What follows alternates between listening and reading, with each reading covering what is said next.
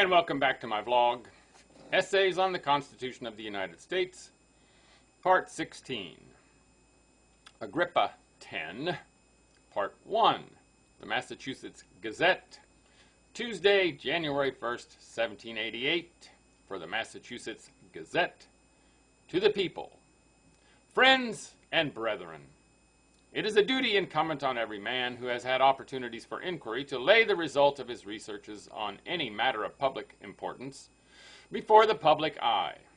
No further apology will be necessary with the generality of my readers for having so often appeared before them on the subject of the lately proposed form of government.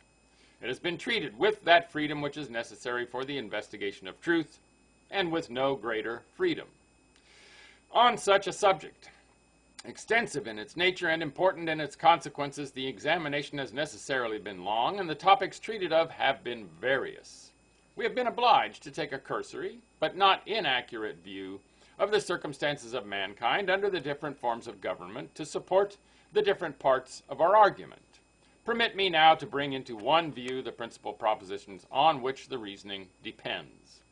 It is shown from the example of the most commercial republic of antiquity, which was never disturbed by a sedition for above 700 years, and at last yielded after a violent struggle to a foreign enemy, as well as from the experience of our own country for a century and a half, that the republican, more than any other form of government, is made of durable materials.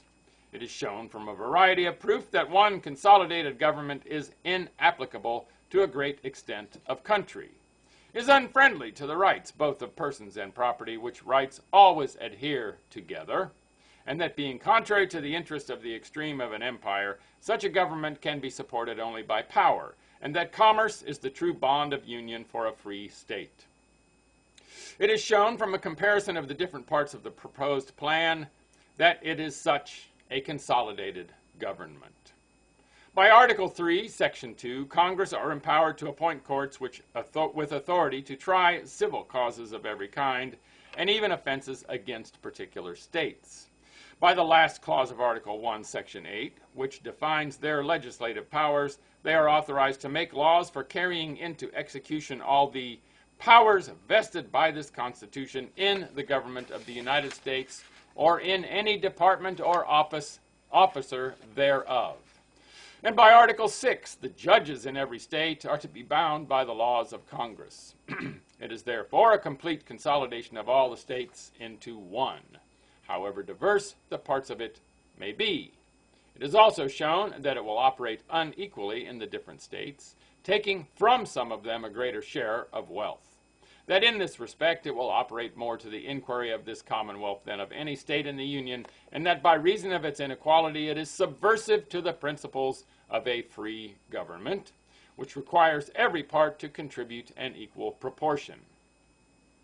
For all these reasons, this system ought to be rejected, even if no better plan was proposed in the room of it. In case of a rejection, we must remain as we are, with trade extending, resources opening, settlements enlarging, manufactures increasing, and public debts diminishing by fair payment. These are mighty blessings, and not to be lost by the hasty adoption of a new system.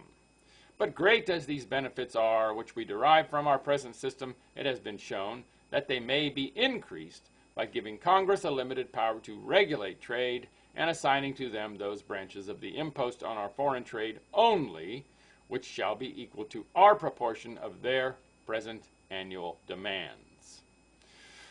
While the interest is thus provided for, the sale of our lands in a very few years will pay the principal, and the other resources of the state will pay our own debt. The present mode of assessing the continental tax is regulated by the extent of landed property in each state. By this rule, the Massachusetts has to pay 1/8. If we adopt the new system, we shall surrender the whole of our impost and excise, which probably amount to 1/3 of those duties of the whole continent, and must come in for about 1/6 part of the remaining debt. By this means we shall be deprived of the benefit arising from the largeness of our loans to the continent, shall lose our ability to satisfy the just demands on the state. Under the limitations of revenue and commercial regulation contained in these papers, the balance will be largely in our favor, the importance of the great states will be preserved, and the public creditors both of the continent and state will be satisfied without burdening the people.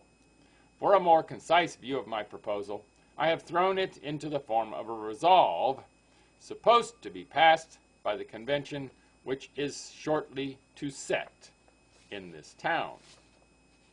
That's the end of part 1. Part 2, the resolve, next time. Make it a great day, and bye for now.